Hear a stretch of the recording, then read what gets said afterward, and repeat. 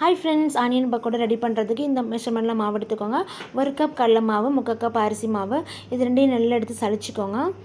அப்புறமா அது கூட கொஞ்சமாக salt, then chilli powder, ajwain, then மஞ்சள் பொடி இதெல்லாம் நல்லா போட்டு மிக்ஸ் பண்ணிவிட்டு தேவையான அளவுக்கு தண்ணி விட்டு கொஞ்சம் கட்டியாக மிக்ஸ் பண்ணிக்கோங்க.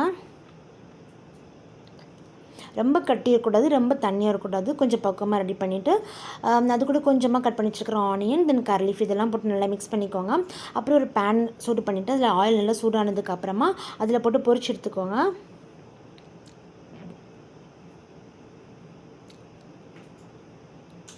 இந்த சம்மர் டைமில் இப்போ நம்ம வந்து இப்போ ஈவினிங் ஸ்நாக்ஸ் மட்டும் இல்லாமல் இப்போ சப்போஸ் பழைய சோறு அப்புறம் இந்த மாதிரி கூழ் இருக்கும் இல்லையா, ஸோ அதுக்கெல்லாம் இது காம்பினேஷனாக சாப்பிடும்போது ரொம்பவே டேஸ்ட்டாக இருந்துச்சு.